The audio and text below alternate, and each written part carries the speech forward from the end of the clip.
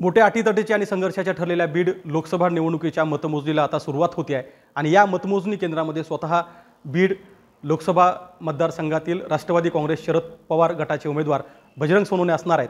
विशेष आहे की केवळ मतमोजणीच नाही तर यापूर्वी मतदानाच्या वेगवेगळ्या ठिकाणी सुद्धा स्वतः जाऊन जिल्हाभर दौरा करणारे बजरंग सोनवणे हे तेच उमेदवार आहेत जे मतमोजणी केंद्रात सुद्धा निघालेत।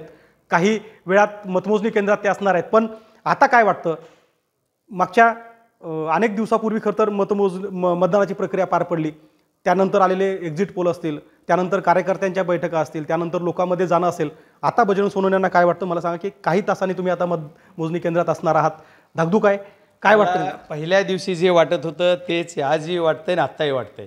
मी बीड जिल्ह्याचा खासदार होणार आहे। आज बीड जिल्ह्याचा खासदार मी होणार आहे, त्याच्यात मला शंका वाटत नाही। पण एक्झिट पोल आले, चर्चा झाल्या, अनेक राजकीय नेत्यांनी दावे केले, अनेक पक्षांनी वेगवेगळे दावे केले, आपण थांबा असं मला सांगा की एक्झिट पोल म्हणजे काय? शेवट अंदाजच आहे ना। ते अंदाज जे बांधतात त्याच्यापेक्षा काहीतरी वेगळं होणार आहे। आम्ही माग 2019ला अंदाज बांधला होता मी निवडून येणार, परत 2.25 लाख म्हणजे 1,68,000 पराजय झाला। त्याच्यामुळे हा विषय खूप लय म्हणजे सिरियस घेत नाही। एक्झिट पोल काय सांगितलं असंही असू शकते, कुठले ते सट्टा बाजार काहीतरी म्हणतात ना, ते सट्टा बाजार वाढविण्यासाठी पैसे कमविण्यासाठी कोणीही एखादी लढाई अशी असेल की एखादा सर्वे मॅनेज केला असेल, काय सांगावं। पण लोकांमधला कॉन्फिडन्स काय होतं? लोकलमधला लोकांमध्ये कॉन्फिडन्स आहे की मी निवडून येणार, मी खासदार होणार। त्याच्यामुळे लोकांचाच विश्वास आहे, माझ्यापेक्षा लोकांचा खूप मोठा विश्वास आहे की मी निवडून येणार आणि माझा तर आहेच आहे। काही तासामध्ये तर कौल यायला सुरू होईल। पण बाप्पा काय तुम्हाला अंदाज वाटतायत? कारण तुम्ही यापूर्वीसुद्धा अगदी जिल्हा परिषदेची निवडणूक असेल, ग्रामपंचायतची निवडणूक असेल, नगरपंचायतची निवडणूक असेल, या सगळ्या निवडणुकीमध्ये हिरिरीने भाग घेतला, विधानसभेसारख्या निवडणुकीमध्ये एका पक्षाचं काम केलं। ही निवडणूक वेगळी का होती? नाही, हे निवडणूक वेगळी म्हणजे ही निवडणूक जनतेनं स्वतः उत्स्फूर्त हातात घेतलेली होती। जनताच वाट बघत होती कधी मतदान येतं आणि कधी आम्ही मतदान करतो एकदा। कारण जनतेला सत्ताधारी पक्षावर रोष होता, तो व्यक्त करायची एक संधी कधी मिळते याची वाट बघत होती। ती संधी लोकसभेच्या माध्यमातून पहिल्यांदा जनतेला मिळाली आणि जनतेनं एवढं उत्स्फूर्त असं मतदान केले जे तुम्हाला आम्हाला वाटते त्याच्यापेक्षा खूप काही वेगळं असणार आहे आणि लोकांचा कौल हा माझ्या बाजूने असणार आहे। पण हा कौल आम्ही बघत होतो की मतदानापूर्वी ज्या गोष्टी पार पडल्या जिल्ह्यामध्ये, खरं तर काही वाईट गोष्टी पण घडल्या, जातीय संघर्ष निर्माण झाला।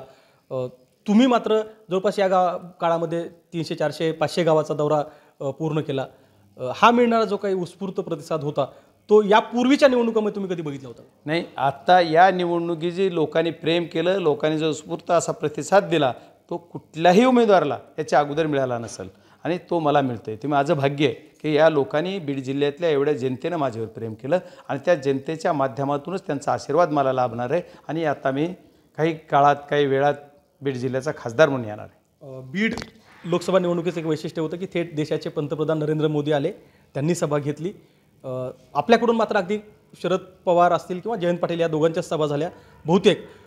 काय बघता याच्याकडे की म्हणजे नरेंद्र मोदी आले, त्यांनी आवाहन केलं, त्यानंतर जिल्ह्यातल्या वातावरणामध्ये काय फरक पडला? नाही, नरेंद्र मोदी साहेब ज्यावेळेस आले त्याच्या अगोदर तरी वातावरण थोडंफार BJPला पॉझिटिव्ह असायला लोक म्हणायचे। ते येऊन गेल्याच्यानंतर BJPचे पार वाट लावूनच गेले असे सगळे त्यांचे कार्यकर्ते म्हणायचे, कशाला आले आणि कशाला नाही। तर ते आमचा असा मत आहे की ती 19च्या निवडणुकीला विधानसभेला सुद्धा मोदी साहेब आले होते। मग त्याच्यानंतर काय झालं, पंकजाताईच्या प्रचाराला आले ते, आताही पंकजाताईच्या प्रचाराला ते आले। म्हणजे आता काय होणार आहे, उघड आहे गणित, त्याच्यामुळे काही अडचण नाही। त्यावेळेची राष्ट्रवादीचा उमेदवारच तिथं परळी विधानसभेत निवडून आला आणि इथं बीडमध्ये सुद्धा राष्ट्रवादी शरदचंद्रजी पवार साहेबाचाच उमेदवार निवडून येणार आहे। तर आपण ऐकलं की हे होते बजरंग सोनवणे, ज्यांनी सांगितलं की नरेंद्र मोदी हे 19मध्ये ज्यावेळी परळीमध्ये आले त्यावेळी पंकजा मुंडे यांचा पराभव झाला होता, तिथेही राष्ट्रवादी काँग्रेस जिंकली होती। आणि आता 2024मध्ये ज्यावेळी पंतप्रधान नरेंद्र मोदी हे पंकजा मुंडे यांच्या प्रचारासाठी बीड लोकसभेसाठी आले, तिथेही राष्ट्रवादी काँग्रेसचा म्हणजे अर्थात बजरंग सोनवणे यांचा विजय होणार आहे असा त्यांना विश्वास आहे। कॅमेरामन प्रमोद जोशीसह गोविंद शेळके, ABP माझा, बीड। ABP माझा, उघडा डोळे बघा नीट।